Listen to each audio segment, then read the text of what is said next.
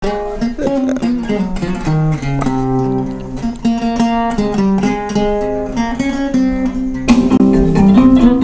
nyanawa kala jula sangoyo sangoyi nyananewa jula alamimena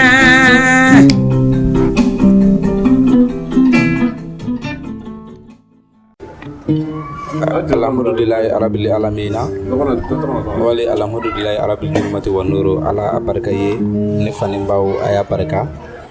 kayra an filɛbaw la vision plus jabarani sanfɛ maa minnu bɛ mali kɔnɔ ani mali kɔkan bi nisɔndiyalenba de don komi n y'a fɔ aw ɲɛna cogo min na anw ka baara ye jeliya ye min ye o ka dɔn jeliw kan ka min kɛ o ka dɔn jeliw jɔyɔrɔ ye min ye société kɔnɔ o ka dɔn bi ne kɔntannen b'a dɔn parce que ne nana an fa ni n kɔrɔkɛw ani n balimaw de sɔrɔ yan mali kɔnɔ fɔlikɛla bɛɛ lajɛrɛlen u farala ɲɔgɔn kan ka kɛ kuluba kelen ye bi an ye ɲɔgɔn sɔrɔ olu ka association de kɔnɔ n dalen don a la bi nimisa foyi foyi tɛna bɔ a la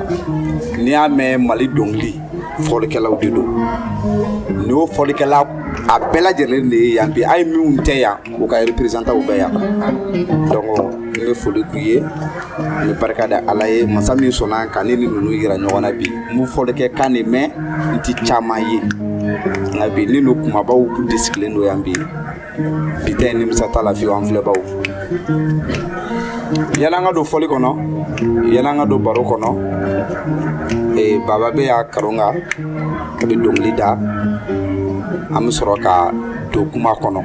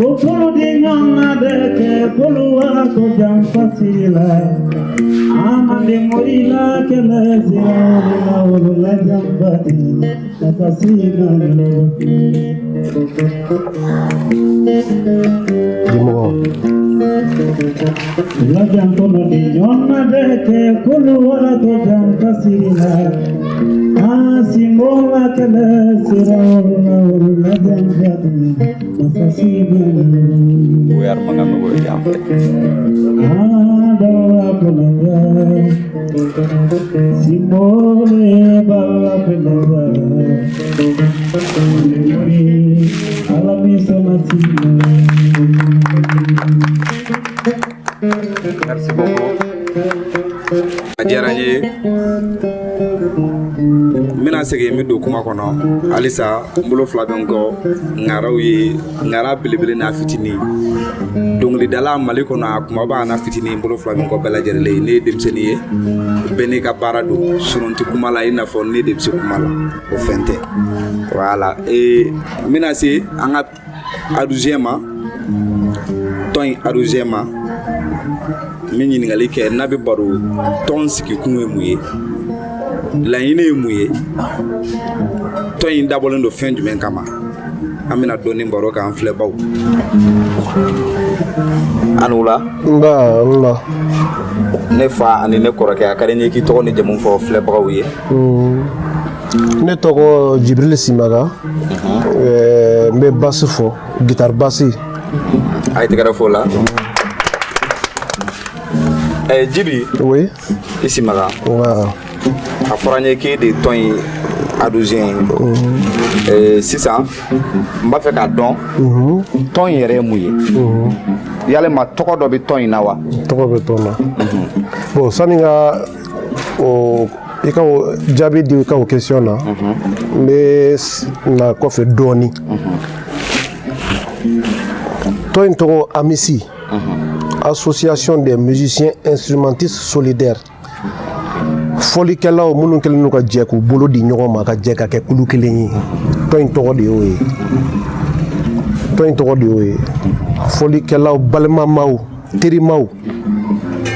parce que an ka san'a ka kɛ tɔn ye an bɛɛ ye ni min tɛ min dɔgɔ ye o y'o kɔrɔ ye ou bien o y'o bɛnkɛ ye ou bien o y'o teri ye an ka laɲiniw ye kelen ye an ka miirinaw ye kelen an bɛ fara ɲɔgɔn kan an bɛ baro kɛ an bɛ sigi gɛrɛn na an bɛ te min an ma hajuw fɔ ɲɔgɔn ye a ka ca la an bɛɛ miirina kow ye kelen ye donc o de kɔnɔ an nana fara ɲɔgɔn kan ka jɛ ka kɛ tɔn kelen ye ka tila ka miirina wɛrɛ sɔrɔ ko est ce que an tɛ papier ɲini tɔn in na k'a kɛ association ye sini ma an ka laɲiniw ye mun ye a bɛ se ka sabati sira minnu fɛ k'o siraw tagama pour que o siraw bɛ se ka ɲɛnabɔ cogoya min na o de siratigɛ kɔnɔ tɔn in sigira le 14 avril 2014 tɔn in sigira ɲinan y'a san 6 ye 3 mois après mois de juin an y'an ka lancement kɛ n'o tɛ an ka papier bɛɛ b'an bolo récépissé b'an bolo an ka papier bɛɛ bɛ en règle tout est en règle tɔn in tɔgɔ de ye association des musiciens instrumentistes solidaires. Jibi oui sisan ne b'a fɛ ka dɔn tɔn in yɛrɛ a ka laɲini ye jumɛn ye Kuyate tɔn in ka laɲini tɛ dɔwɛrɛ ye n'i y'a jateminɛ Mali tɔn in fɔlɔ jeli tɔn tɛ jeliya tɔn tɛ quoi jeliya tɔn tɛ k'a fɔ ni tɔn in bɛɛ ye siya kelen de siyala tɔn tɛ foyi tɛ fɔlikɛla tɔn de don minnu bɛ baara kɛ minnu bɛ fɔli kɛ n'o bolodenkɔniden tan ye bolo ni sen o de don donc n'i y'a jateminɛ Mali kɔnɔ yan depuis les années 80 ninnu tɛmɛna ka ban groupe ko banna Mali kɔnɔ orchestre ko dabilala Mali kɔnɔ quoi orchestre dun ye mun ye groupe ye mun ye aw bɛɛ bɛ jɛ ka tɔn kelen sigi folikɛla tɔn kelen sigi dɔ bɛ dɔnkili da dɔ bɛ djembe fɔ dɔ bɛ guitare fɔ dɔ bɛ file fiyɛ mais o waati an ye minnu ye an ka cɛkɔrɔbaw la minnu tɛmɛna arayibaniw ni jatabaniw ni super bitɔnw ni fɛnw na vedette kun t'a kɔnɔ karisa de ta ye nin morceau ye ou bien nin fɔli ye o t'a kɔnɔ bɛɛ de kun ye niveau kelen ye comme bamanan b'a fɔ cogo min na baraji foyi tɛ musique la wari kɔ bɛɛ de ka sara ye sara kelen ye ni fɔli banna n'ala kɛ ni fɔli jara a ja n'a goya bɛɛ mais depuis o waatiw nana tɛmɛ fo ka na se 90 waati ninnu na an nana ye musique nana laban ka to dɔnkilidalaw ka bolo de kan musique tora dɔnkilidalaw ka bolo kan fɔlikɛla nana kɛ bolo kɔfɛ mɔgɔ de ye folikɛla nana kɛ dɔnkilidala ka bolo kɔnɔ mɔgɔ de ye caman de b'a fɔ ko ne ka folikɛlaw i bɛ t'a sɔrɔ a tigi yɛrɛ ka kɔrɔ ne ye a ka fɔli ka kɔrɔ ne ta ye mais i b'a fɔ ko ne ka folikɛlaw donc an ka tɔn in sigikun de ye ka kɔrɔlen k'a lakurakuraya tuguni parce que n'i y'a mɛn i jɔni kunna de i b'a fɔ k'i sababu ɲuman de n'i y'a mɛn i bɛ dɔnkili da dɔ de bɛ ka fɔli kɛ o e ye san 10 kɛ ka dɔnkili dege cogo min na i bɛ t'a sɔrɔ e ni dɔ bɛ ka fɔli kɛ o ye san 20 kɛ ka fɔli dege donc ni e ka kan ni a wari n'a bonya n'a karama n'a so n'a fɛnw ye cogo min na fɔlikɛla fana n'a ka kan o cogo kelen de la donc an ka tɔn in sigikun yɛrɛ bakuruba yɛrɛ ye nin ye fɔlɔ fɔlikɛlaw k'u ka hakɛ sɔrɔ an tɛ ka mɔgɔ ɲɛngoya an tɛ mɔgɔ contre la fɔlikɛlaw an b'an ka hakɛ ɲini cogo min na k'a sɔrɔ an fana bɛ se ka don da la cogo min na an fana bɛ se ka an ka sini ɲɛsigi sɔrɔ musique fɔli in kɔnɔ cogo min na an ka tɔn sigikun ye nin de ye. nin diyara n ye sisan Jibi ne ye ka kuma ye n y'a faamu association dabɔren don fɛn min kama ne y'o faamu n hakili la an filɛbagaw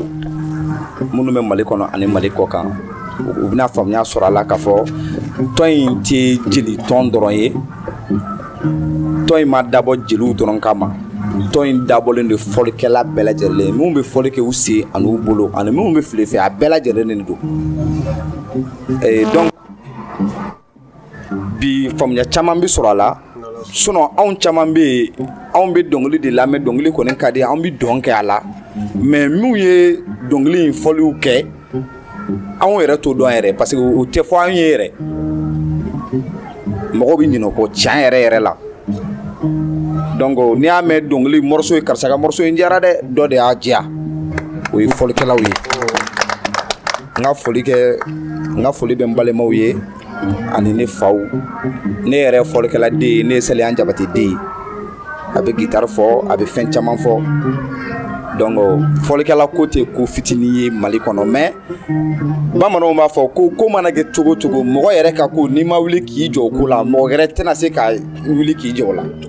donc n'an wulila an yɛrɛ ye n dalen don a la ko dɔ bɛ yen laɲini dɔ bɛ yen o bɛ sabati ni yɛrɛ diyara ne ye bi kojugu ne y'an bɛ Mali fɔlikɛla kumabaw dɔrɔn de sigilen na yan mansorobaw ne y'an bɔ olu de la yan bi donc Vision Plus filɛbaw bi ta in tɛ kɛ nimisa ye Djiby o bɔlen kɔfɛ a la i filɛ ka laɲini minnu fɔ tan e hakili la a na anw bɛɛ lajɛlen hakili la est-ce que an ka laɲini ye min ye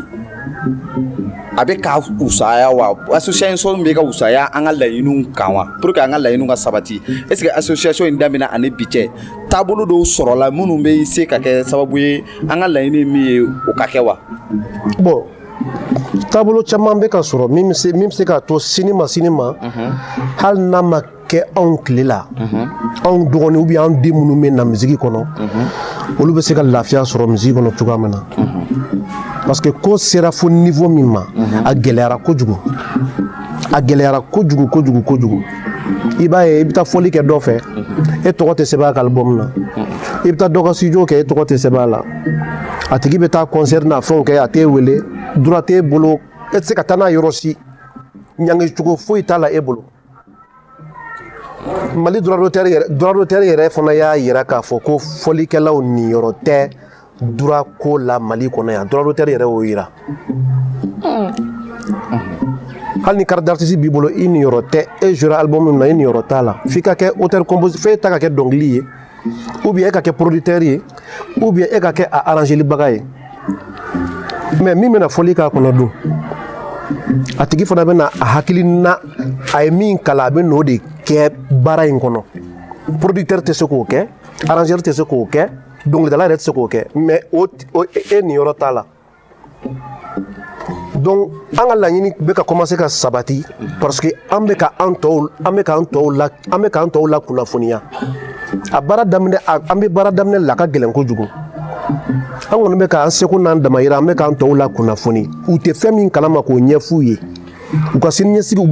u fana bɛ se ka lafiya sɔrɔ cogo min na u ka mɔgɔkɔrɔba u ka sijɛya kɔnɔ fɔli kɔnɔ cogo min na anw ka baara daminɛ parce que an bɛ daminɛ la an bɛ k'o de ɲɛfɔ fɔlikɛlaw bɛɛ fɔlɔ n'an ye fɔlikɛla fɛn o fɛn ye an b'a ɲɛf'i ye comme quoi i kan ka kɛlɛ kɛ i ka hakɛ nɔfɛ n'i ma kɛlɛ kɛ i ka hakɛ nɔfɛ n'i banana ou bien ne kɔrɔla ou bien ne dɛsɛra i bɛna kɛ cogo di donc an ka mission fɔlɔ an kɔni an bɛ ka se k'o atteint an bɛ ka se ka tɛmɛ o niveau la parce que n'an y'an fɔli kɛ ɲɔgɔn fɛn sɔrɔ a ka ca mɔgɔ 1000 ye an y'a fɔ a bɛɛ ye donc sisan n'Ala y'a kɛ n'u fana y'a faamuyaliko ɲuman sɔrɔ n'u sera ka na ka fara an kan an bɛ se ka jɛ ka kɛ kulu kelen ye n'o kɛra an bɛ fanga sɔrɔ o la an bɛ laɲini min nɔfɛ n'Ala sɔnna a bɛ sabati. a ye tigɛrɛ fani na Djiby yanni n ka segin ka na question kɔnɔ n bɛ sira di Karunga ma halisa a k'a dafili dɔɔni voilà o bɛ diya n ye.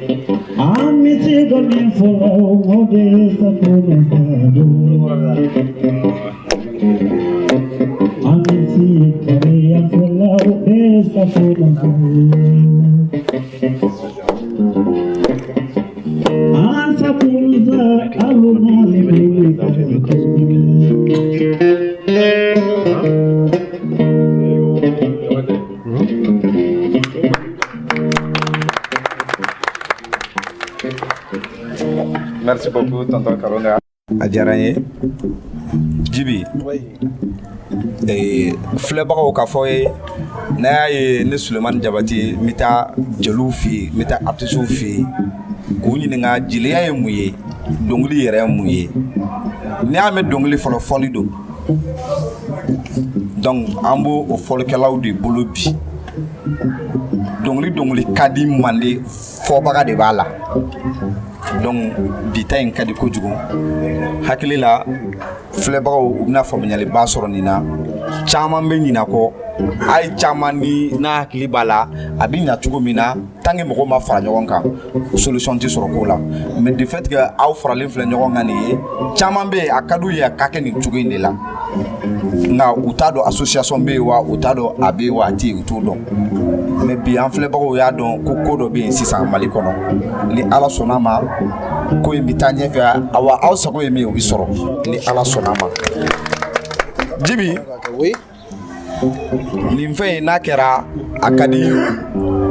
Maliyɛn bɛɛ ye nka ne bɛ ɲininka o aw ka association in ni mɔgɔ bɛ don a la i bɛ don a la ni kan dɔ de ye wa parce que Mali fɔlikɛla ka ca ni mɔgɔ bɛ fɛ ka don association na i bɛ don a la kan dɔ de ye wa bon n'i bɛ don association na doni ka nɔgɔ kojugu i ka kɛ fɔlikɛla ye dɔrɔn hali n'a sɔrɔ i bɛ dɔnkili da i ka kɛ instrument dɔ fɔbaga ye dɔrɔn a kɛra instrument sugu o sugu i ka kɛ instrument dɔ fɔbaga ye dɔrɔn o de y'a doni critère fɔlɔ ye e kɔni ka instrument dɔ fɔ hali n'a sɔrɔ i bɛ fɔli de kɛ ka dɔnkili da dɔnkilidala caman b'an ka tɔn in na mais u bɛ fɔlifɛn dɔ fana fɔ donc n'i bɛ fɔlifɛn dɔ fɔ i y'an ka tɔnden o la doni tɔ o b'i yɛrɛ bolo cotisation sara b'o la n'i ye cotisation sara cotisation hakɛya dɔnnen don n'i ye cotisation sara i ka carte bɛ dilan ka d'i ma hakɛ fɛn fɛn bɛ association mɔgɔ tɔw bolo o bɛɛ bɛ di fana ma i ni mɔgɔ tɔw ni fɛn fɛn ka kan c'est comme i fana kɛra tɔnden dɔ ye quoi i kɔni ka kɛ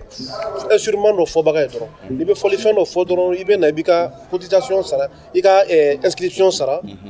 cotisation fana bɛ sara a tɔ b'a kɔnɔ o la critère tɔ bɛ ɲɛ f'i ye o ye kɛlen tɔnden dɔ ye ok o yɔrɔ diyara n ye sisan ne ɲɛ b'a la bi fɔlikɛla kumabaw de bɛ kɛnɛ in kan yan donc yanni n ka segin ka na question kɔnɔ n b'a fɛ ka micro tɛngu an ka président na fɔlɔ foli dɔ b'o fɛ o k'an ka foli min kɛ o b'o kɛ an bɛ sɔrɔ ka passer ka gɛrɛ maaba tɔw la awɔ a bɛ kɛ ten cogoya la président naamu salamu alaikum wa alaikum salam tɔgɔ duman ani jamu duman i ka fɔ an filɛbagaw ye ok o diyara n ye Kuyate Jabate don Jabate voilà bon ne ye Zumana Traoré ne de ye Amisi président ye ne ye Zumana Traoré ne yɛrɛ bɛ superposer de fɔ ok a ye tɛgɛrɛ bannen fɔ président ye Zumana naamu o diyara n ye e bɛ dununba de fɔ dununba awɔ sisan foli jumɛn b'i fɛ k'a fɔ an jatigiw ye an filɛba minnu bɛ Mali kɔnɔ ani Mali kɔ kan bon ne ka kuma man ca kosɛbɛ foli min bɛ ne fɛ dɔrɔn k'a fɔ an lamɛnbagaw ye an'an jatigiw ye ani an filɛbagaw ye vraiment u k'u hakili to fɔlikɛlaw la fɔlikɛlaw k'u hakili to fɔlikɛlaw la kosɛbɛ parce que n'i y'a mɛn jamana fana ka di fɔlikɛla dumanw b'a ko kɔrɔ o fana bɛ mɔgɔw hakili bɔ ko caman fana kɔ donc an b'a ɲini an jatigiw fɛ u k'u hakili to an na ka fara dɔnkilidalaw fana kan u k'u hakili to fɔlikɛlaw la o diyara n ye Tarawele o kɔfɛ ntini bilati ni n bɛ tila ka segin ka na kuma kɔnɔ yɔrɔ dɔ bɛ yen o ka gɛlɛn n'a ko bɛɛ ye i y'a faamu nka yan'o cɛ ne y'an bɛ belebele dɔ sigilen na n b'a fɛ ka mikoro tɛnku a la n'a ka kuma dɔɔni donc an bɛ sɔrɔ ka tɛmɛ ni baara tɔw ye awɔ bi ta in ka di kojugu ne y'a fɔ fɔlikɛla ŋanaw de bɛ yan aw bɛ mikoro passer ne yɛrɛ fa ma n tɛna tɔgɔ fɔ mɔgɔw ye nka n'a ye mikoro minɛ sisan bɛɛ bɛna dɔn an wula kɔri baasi tɛ yen n b'a fɛ k'i tɔgɔ ni jamu fɔ an filɛbaw ye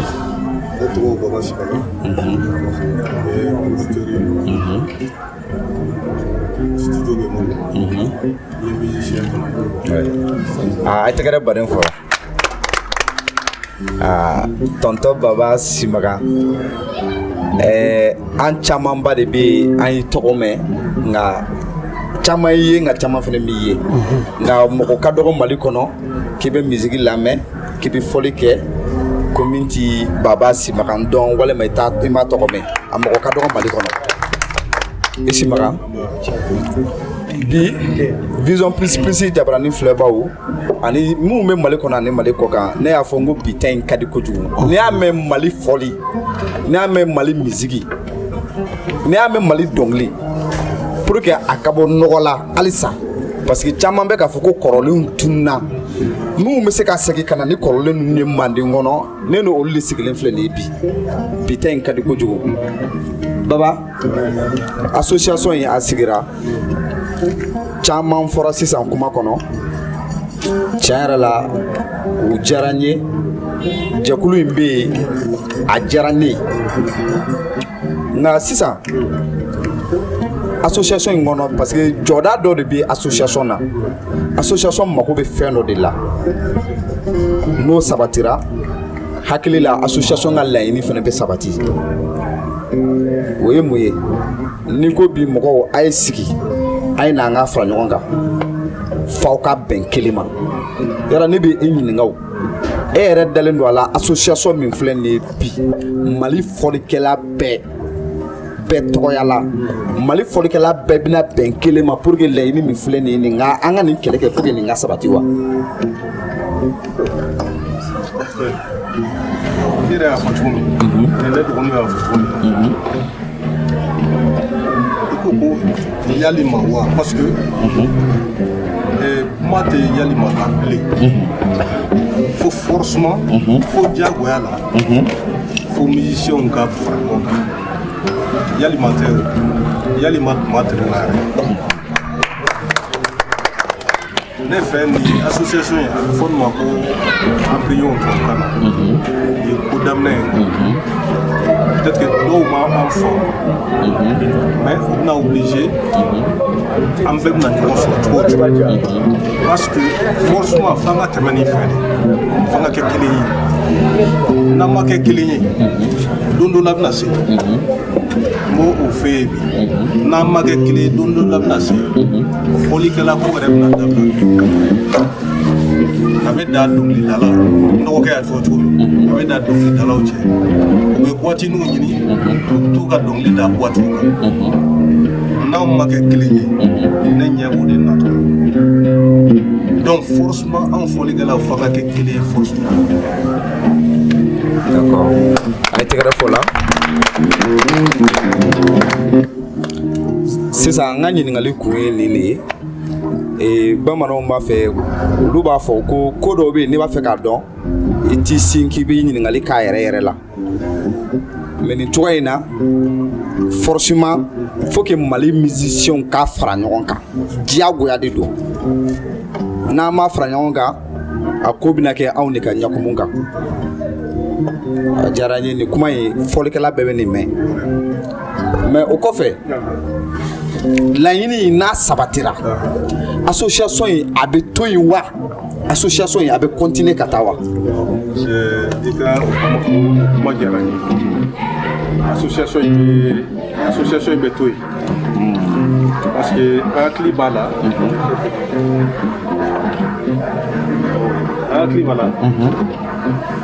on a objectif pour que tu aies un plan. Même si on sait que tu as pour former. Avec tout, parce qu'on va faire comme nous sommes musiciens, mais assurance maladie avec famille, maman là, si ça peut amour. Même si la baigne n'est pas beaucoup de on musicien. Autrement, on est malien d'oeil. Donc, on a objectif pour nous. On a objectif pour follow, il y a là qui est follow. Donc, musicien pour à clé toi là, on a fait un bon canton. Na anya de ba ya ka pada na ya fo mo wore de bi rega keleke pour que to ki de na ma fran ko ka nga nyaku ngal jaranye tonton baba simaga titi menenga hakilila nga famnyali fene kono anga directeur vision plus directeur Musa Nyangali afane ka laɲini ni fena ɲɔgɔnsow de ni ala sɔnn'a ma ni ko ko bɛ kɛ aw ka association na n'a ye ci sama an ma Musa Nyangali a fana ka laɲini dɛmɛ de i y'a faamu an b'aw ko su an b'aw ko tile aw ko cogo cogo anw fana ko ten a diyara n ye sisan e bɛ micro passer e yɛrɛ dɔgɔkɛ ma voilà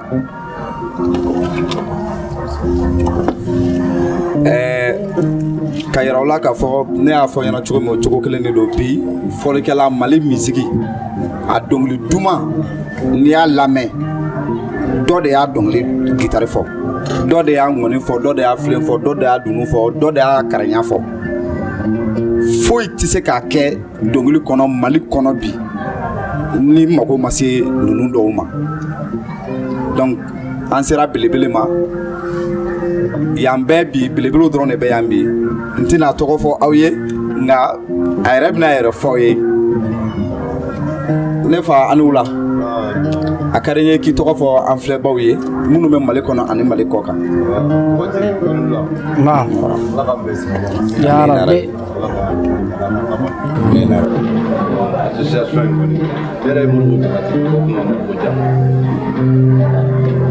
a ye tɛgɛrɛ baden fɔ la Morobuja.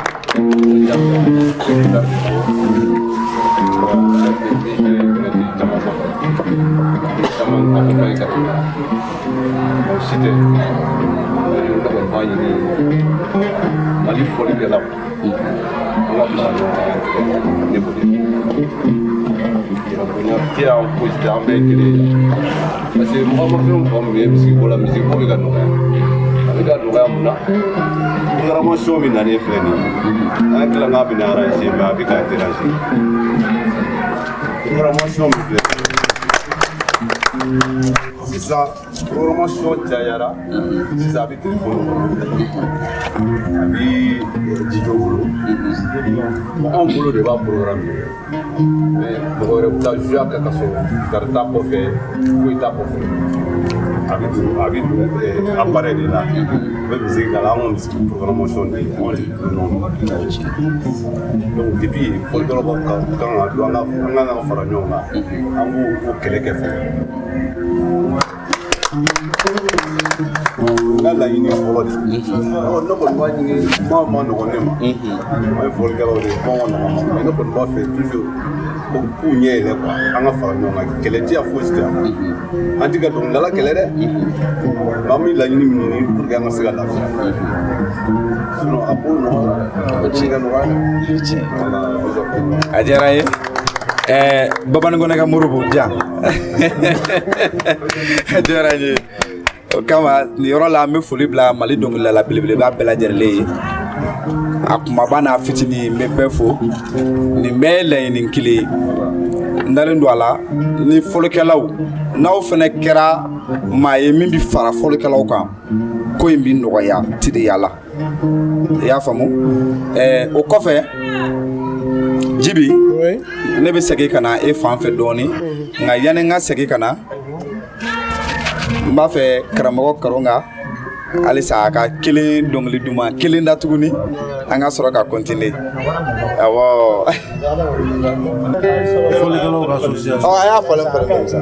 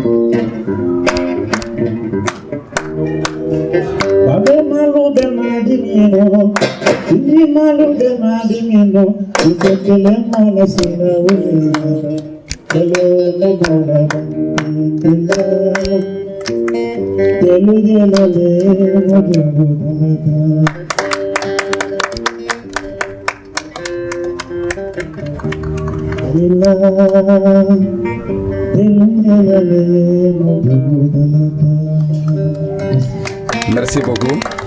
Merci beaucoup. Ni yɔrɔ in diyara n ye kosɛbɛ. Karonga ni yɔrɔ in diyara n ye. Ka yira an filɛbagaw la minnu bɛ Mali kɔnɔ ani Mali kɔ kan. Halisa ni y'an ye association Mali fɔlikɛla bɛɛ lajɛlen ka association ni y'an ye o yɔrɔ de la bi. Komi aw yɛrɛ ɲɛ b'a la baro in ka di de parce que caman de bɛ yen i b'a tɔgɔ mɛn nka i ɲɛ t'a ye. Donc bi aw yɛrɛ ɲɛ b'a la an ye dɔɔnin kɛ waati yɛrɛ tɛmɛna nka halisa an bɛ segin ka na don kuma kɔnɔ dɔɔnin. Laɲini ye fɛn dɔw de ye n'o ma sabati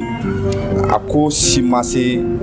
an ka taa yɔrɔ jan. Donc an bɛ to de fo laɲiniw bɛɛ ka sabati an b'a kɛlɛ de kɛ an sen n'an bolo a n'an ŋanige bɛɛ lajɛlen na ka yira maliyɛnw na minnu bɛ Mali kɔnɔ ani Mali kɔ kan.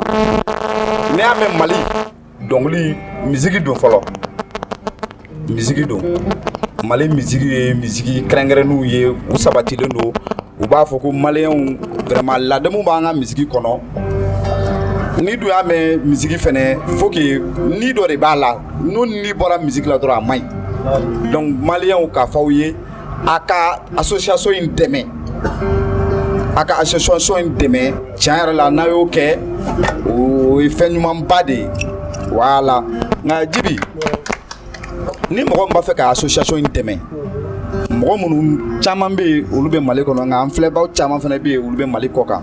ni mɔgɔ min b'a fɛ ka association in dɛmɛ o bɛ se ka association in dɛmɛ ni bolo jumɛn de ye numéro dɔ de bɛ association in na n'i y'o wele i bɛ se ka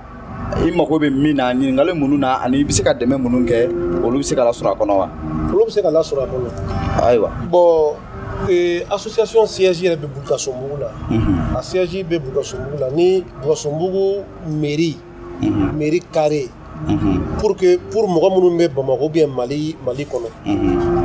an ka siège ni Bukasonbugu mairie man jan n'i tɛmɛna mairie kan dɔrɔn sani ka se sugu ma deuxième carré an ka siège bɛ yen mais an ka numéro bɛ yen an ka contactiw bɛɛ bɛ yen an ka site bɛ yen sur le net mais min ka nɔgɔ kosɛbɛ n'o ye numéro ko ye an ka numéro de téléphone bɛ yen président yɛrɛ ka numéro bɛ yen o b'an ka récépissé kan c'est le 79 02 62 99 ni ma fili voilà sisan i bɛ segin numéro in kan tuguni c'est le 79 02 62 99 o y'an ka président ka numéro ye donc o bɛ yen ne yɛrɛ fana ka numéro bɛ yen moi je suis le secrétaire général 76 04 38 29 a ka ca la n'i y'anw fila dɔ la kelen kɔni sɔrɔ dɛmɛ kɛra dɛmɛ sugu o sugu ye a kɛra hakilina ye o a kɛra dɛmɛ na sugu o sugu ye donc i n'an bɛ ɲɔgɔn ye n'Ala sɔnna. Ok a ye tɛgɛrɛ bannen fɔ la sisan nin yɔrɔ in diyara n ye an filɛbaw an ka foli b'aw ye an jatigiw an ka foli b'aw ye minnu bɛ Mali kɔnɔ ani Mali kɔ kan ni musiciens ninnu filɛ nin ye n'i y'a mɛn an ka artistes bɛ bɔ dɔnkilidalaw bɛ bɔ Mali kɔnɔ yan ka taa aw ɲɛnajɛ kɔ kan o ni fɔlikɛla ninnu de bɛ taa ni y'a mɛn Mali fɛnɛ kɔnɔ aw kana aw ka nisɔndiya sɔrɔ k'aw lafiya aw ka salon kɔnɔ aw k'aw sigi k'aw ka jabaranin filɛ ka Mali musique k'a la k'aw sigi k'a filɛ dɔ de b'a guitare fɔ dɔ de b'a fɔli kɛ kana fɛnɛ n den ka kɔɲɔ bɛ yen kana ka fɔlikɛla ta an ka dɔnkilidala dɔ wele an ka fɔli kɛ ka ɲɛnajɛ k'a la dɔ de bɛ min b'a to ɲɛnajɛ in bɛ diya sinon n'i ye kɔɲɔ sigi ten ka so ka ɲaga sigi ten a mana kɛ fɛn fɛn ye ni fɔli t'a la aw yɛrɛ b'a dɔn a man di adamadenya yɛrɛ tɛ se ka taa misiki kɔ i mana kɛ mɔgɔ sugu sugu ye i bɛ misiki dɔ lamɛn i mana kɛ mɔgɔ sugu sugu ye a ye président bɛ misiki dɔ lamɛn donc ka yira u la musiciens ni dɛmɛ ka kan u ni dɛmɛ ka kan u ka laɲini ye min ye an ka fara ɲɔgɔn kan an se ye min ye an k'o k'u ye mɔgɔ kelen bolo fa tulu tɛ se ka sama mun mɔgɔw bɛ fara ɲɔgɔn kan de o de ye ko ɲuman ye Jibi i bɔra sa ka numéro fɔ ni Ala sɔnna ma filɛbaw b'a numéro ye écran duguma ni mɔgɔ min mako b'a association in na ka dɛmɛ k'u ye i bɛ Mali kɔnɔ i bɛ Mali kɔ kan i mana kɛ diɲɛ fan fan n'i ye weleli kɛ numéro in na ni Ala sɔnna ma i ni dɔ bɛ ɲɔgɔn sɔrɔ a bɛ kuma i mako bɛ min na hakilina min fana b'i la a bɛɛ bɛ réaliser nin diyara n ye kojugu nka yanni n ka bɔ kuma la fɛn kelen bɛ yen o ka di n ye bi ne ko ni association in jɔn de walima ni association in kumala teliya la parce que an ye temps ta dɔɔni nka kumala teliya la aw sera ka nin bɛɛ fara ɲɔgɔn kan cogo jumɛn na bon ni jamaba in ni mɔgɔba ninnu Jibi nin bɛɛ sera ka fara ɲɔgɔn kan cogo jumɛn na bon Jabate i bɛ yafa ma dɔɔni i bɛ hakɛ to dɔɔni dɛ an filɛlibagaw fana bɛ hakɛ to dɔɔni i ye yɔrɔ dɔ fɔ o yɔrɔ n b'a fɛ k'o yɔrɔ latɛmɛ dɔɔni i ko n'i y'a ye dɔnkilidalaw bɛ taa jamana kɔ kan u bɛ taa concert kɛ u ni fɔlikɛlaw de bɛ taa o bɛ ni kana dabila Mali kɔnɔ o bɛ ni kana dabila Mali kɔnɔ fɔlikɛla ta bɛna kɛ min ye sisan a bɛ kɛ i n'a fɔ n'i ye misi minɛ ka sari don a la ka sɛnɛ kɛ n'a ye ka ɲɔ sɛnɛ ka ɲɔ gosi ka ɲɔkisɛ bɔ ka bu bɔ ɲɔkala k'o ta k'o di misi ma n'a ko a b'a da sama bu nɔfɛ kuma tɛ ɲɔ ma i b'a ci ni kolonkala ye fɔlikɛla ka fɔli bɛ ka k'o de ye sisan parce que fɔlikɛla dan ye i nɛgɛyɔrɔ dan ye karisa na ka taa studio la ye ni studio banna ka ban droit tɛ e dɔn bilen i b'a fɔ n y'a f'i ye kuma daminɛ na cogo min na droit tɛ e dɔn o ka mago t'i la i taara min yɛrɛ ka fɔli kɛ o t'i dɔn a ka mago t'i la e b'a mɛn de k'a taara concert la France ou bien États-Unis mɔgɔ wɛrɛ bɛ taa accompagner ou bien a bɛ taa ni a ka CD y'a fɛ e ye baara kɛ e ye musique min baara kɛ a bɛ taa n'o clé a bɛ taa n'o y'a fɛ CD kan ou bien clé kan a bɛ taa concert playback kɛ a n'a ka wari bɛ na e ta dan kɔni kɛra a la min bɛ d'i ma studio la ye n tun b'a fɛ ka o yɔrɔnin de clarifier i ka kuma kɔnɔ. Jibi kuma in ma ban fɔlɔ koyi mais sisan ni Ala sɔnna ma fu bɛna siri ko in na fu bɛ siri a la Ala k'a kɛ fu bɛ siri a la parce que fɛn caman bɛ yen n'a ma fɔ a ti dɔn quoi nin ko in filɛ n'a ma tant que a ma jari diɲɛ fantan naani bɛɛ solution tɛ se ka sɔrɔ a la fɔlikɛla dun denbayatigi de fɛnɛ don sisan n'a fɔra i ni karisa yɛrɛ bɛ fɔli kɛ ɲɔgɔn fɛ mɔgɔ min dɔɔnin don i y'a to mɔgɔ min dɔnna soit mɔgɔ min dɔɔnin don ne ye wele n'a ka fɔliw continuer ɲɔgɔn fɛ bɛɛ bɛ na i ka so dépense kumaba yɛrɛ fɔlɔ ye e ta ye misi ni kuma diyara n na n bɛ se k'a fɔ dépense min bɛ fɔlikɛlaw kan a tɛ dɔnkilidalaw yɛrɛ kan donc k'a ye o fana bɛ fɔli kɛ ten siniɲɛsigi t'a bolo k'a fɔ Mali faamaw ye u ka fɛɛrɛ kɛ fɔlikɛlaw ni fɛn minnu ka kan u ko olu labɛn k'a kɛ fɔlikɛlaw ye Mali cɛ n'a muso maa maa bɛ yen k'i bɛ se ka wuli ka nin groupe in dɛmɛ a ye wuli an ka association in dɛmɛ vraiment laɲiniw ka se ka sabati n'o tɛ Mali misiki ko n t'a fɔ a tɛ dabila dɛ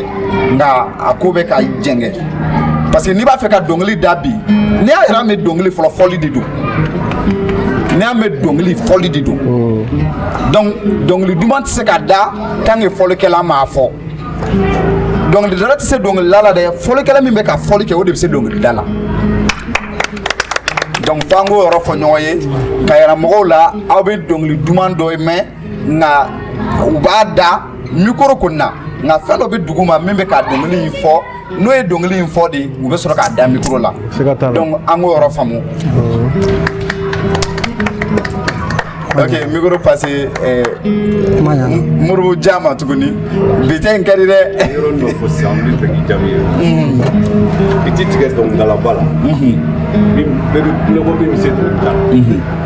ti tigɛ a la f'i ka fɔlikɛla bolo bila. A ye tɛgɛrɛ fɔ o yɔrɔ la mɔgɔ min bɛ se dɔnkilida la ni diɲɛ bɛɛ ye. bɛɛ ko bɛɛ kule k'a bɛ se dɔnkilida la n'i bɛ fɛ k'a ye fɔlikɛla bolo bila fɔlɔ. O tiɲɛ.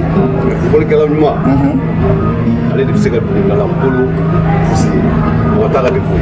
Siga t'a la. O tiɲɛ. fɔlikɛla sara tɛ fɔlikɛla bolo. Tiɲɛ yɛrɛ la a ma nɔgɔ. I y'a ye filɛbaw an ka laɲini bi tiɲɛ yɛrɛ la ne yɛrɛ kɔntanenba don. Fɔlikɛla mɔgɔ yɛrɛ tɛ se ka dɔnkilidala tɛ se ka fɔlikɛla sara quoi parce que n'i y'a mɛn i bɛ dɔnkili da fɔli de bɛ a to n'i bɛ se ka dɔnkili da. Siga t'a la. Ne fa bɔra sa ka kuma min fɔ n'o ye Moribo Jan ye mɔgɔ min bɛ se dɔnkilida la ni diɲɛ bɛɛ ye n'i ye fɔlikɛla kolon d'a ma i bɛna dɔn k'a fɔ k'a tɛ foyi dɔn fɔlikɛla de bɛ dɔnkilidala guider donc nin yɔrɔ in diyara n ye Jibi. Oui. Faamuya bɛ sɔrɔ ko in na. N'Ala sɔnna. N dalen don a la ko in dabɔlen don min kama a bɛ sɔrɔ. Ni Ala sɔnna ma hakilina in bɛ sɔrɔ. Vision plus Jabarani filɛbaw ni to an ye bi Mali fɔlikɛla bɛɛ lajɛlen o farala ka kɛ jɛkulu kelen ye ni to an ye olu ka association ka réunion kɛyɔrɔ la bi an ka foli bɛ an filɛbaw ye minnu bɛ Mali kɔnɔ ani Mali kɔkan ka ɲini aw fɛ n'aw mago bɛ Mali musique la a ye wuli aw se ye min ye aw k'a kɛ association in ye o de b'a to kɔrɔlen tɛ tunun dɛ Mali kɔrɔlen bɛ ninnu de bolo musique Mali musique kɔrɔlen a bɛ yan de a bɛ yan de o tɛ ne ka kuma ye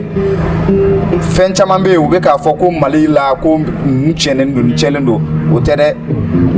kɔrɔlenw bɛ yen mais fɔlikɛlaw de fana wulila u fana mago bɛ fɛn dɔw de la o k'a sɔrɔ n'a fɔra e bɛ fɔli de kɛ i tɛ gouvernement baarakɛla ye i bɛ fɔli de kɛ i b'i ka denbaya balo n'o de ye n'a fɔra ko ne kɔrɔla a y'i ko k'i bɛ taa amo de kɛ amo t'i ye foyi t'i ye droit foyi t'i ye Mali kɔnɔ est ce que mɔgɔ bɛ se ka kɔntan o la k'i bɛ se ka musique duman jouer mɔgɔ kun wa solution t'a la donc Mali cɛ n'a muso an ka fɛɛrɛ kɛ fɔlikɛlaw mago bɛ droit minnu na ka se ka o laɲini sabati n'o kɛra Mali musique tɛ tunu sinon n'a ma kɛ ten musique ninnu caman bɛ sɔn ka tunu dɛ parce que u t'a labɔ dɔnkili bɛ ninnu de kɔnɔ dɛ awɔ nin yɔrɔ diyara n ye kosɛbɛ donc an ka foli bɛ aw bɛɛ lajɛlen bi réunion tun bɛ min fɛ yen o ye Yiribɛ Gindo an ka foli bɛ dɔgɔnɔkɛ an bɛ dugawu kɛ Ala ka association in Ala ka sinsin Ala ka barika don a la sisan kuma laban n b'o di président ma président foli min b'i fɛ k'a fɔ Mali cɛ a n'a muso ye association nin bɛɛ lajɛlen tɔgɔ la a cɛ n'a muso bɛɛ lajɛlen tɔgɔ la i ko foli kɛ dakurubaya kelen donc an bɛ sɔrɔ ka bɔ kuma la. Inshallah yani n ka se maliyɛn bɛɛ lajɛlen ma fɔlɔ n b'a aw yɛrɛ i yɛrɛ baarakɛɲɔgɔn caméraman ninnu an b'u bɛɛ lajɛlen fo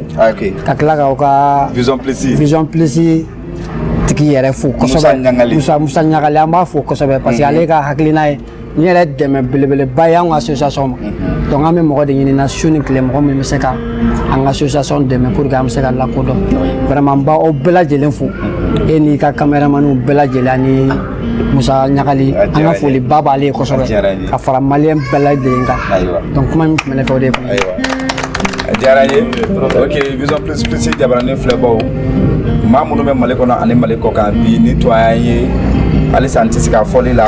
Mali fɔlikɛlaw bɛɛ lajɛlen farala ɲɔgɔn kan ka kɛ jɛkulu kelen ye ni to an ye yan bi ni Ala sɔnna a ma min fɔra a k'a faamuya o de ka di anw ye n dalen don a la Vision Plus b'a seko kɛ k'a fɔ aw ɲɛna su y'aw diya tile y'aw diya a ye ci bila an ma Musa Ɲagali a ka cɛdenw dafalen don a bolo a bɛ fɛn sugu bɛɛ kɛ téléso complet de don minɛn bɛɛ bɛ yen il est prêt à tout artisu fan fɛ a bɛ se ka fɛn bɛɛ kɛ a sigilen don fɛn bɛɛ fɛnɛ kan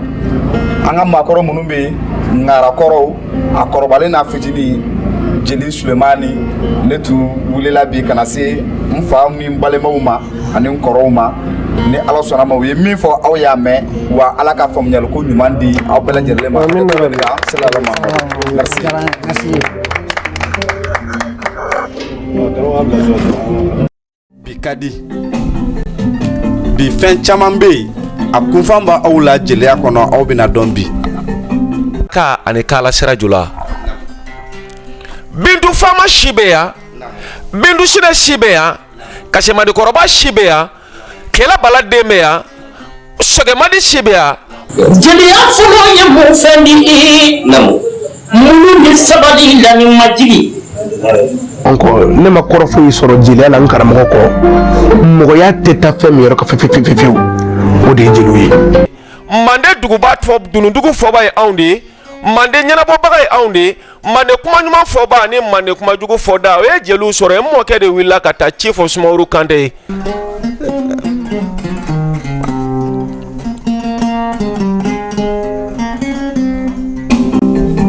jula nganawa kala jula sangoyo sangoyi nyana ne wa jula alami mena